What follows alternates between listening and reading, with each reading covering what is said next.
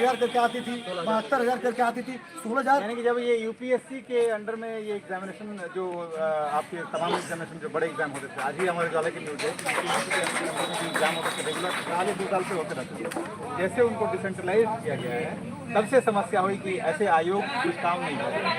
Sir देखिए, मैं ये कहना चाहता हूँ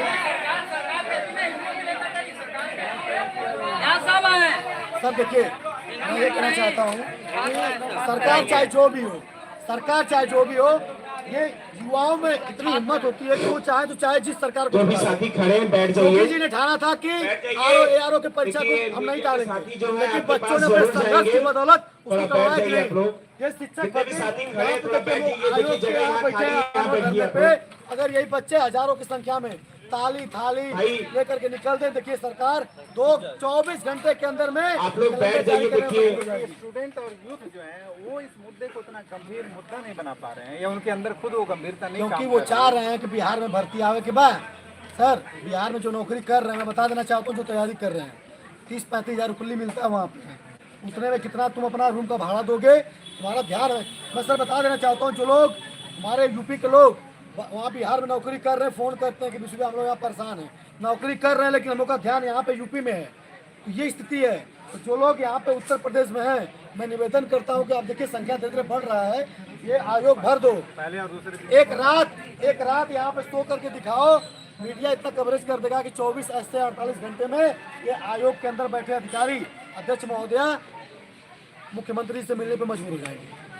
तो फिर ये आगे अभी जो कार्यक्रम है 2 तारीख को जो धरने वाली बात थी, महाधरने की बात, उस पर हम लोग विचार कर रहे हैं। आज अगर हम लोग आह्वान कर देंगे, चूंकि भाई मुख्यमंत्री का कार्यक्रम लगा है, प्रशासन को मौका मिल जाएगा हमारे धरने को मुख्यमंत्री तो आज चले जाए, उसके बाद हम लोग शाम तक बताएंगे कि महाधरना कब है। चाहूँगा क्या हुआ कविता, ये सब कहाँ है, ऐसा बोल रहे हो? आप अपनी तकलीफ और ये सब नहीं, बिल्कुल नहीं। ये जो आप लोगों की समस्या है, कई सुबह मैं बात कर रहा था 1-2 लोगों की तकलीफ बताई, लेबर का काम कर रहे हैं, जो शिक्षक बनने के लिए उन्होंने परीक्षाएं पास की तो लेबर का काम कर रहे हैं, तो इससे बड़ा दुर्भाग्य उनका नहीं, उनका तो जो है प्रदेश का जनता का आवाज दो, आवाज नहीं आएगी, आवाज दो। 4 दिन से और 7 वर्षों से इंतजार कर रहे हैं। जो कह रहे हैं संख्या बल के लिए, तो कुछ लोग नहीं आ रहे हैं, छोड़िए कुछ लोग तो मांग रहे हैं, तो हम भीख थोड़ा मांग रहे हैं सरकार से। सरकार को हम लोग बनाए हैं, चयन किए हैं, सेलेक्ट किए हैं, तो हम लोग उसे वैकेंसी मांग रहे हैं। इसलिए हम आपको गीत के माध्यम से बताना चाहते हैं। आप बड़ा अच्छा गीत लिख रहे हैं कि भीख नहीं हक सरकार मांग,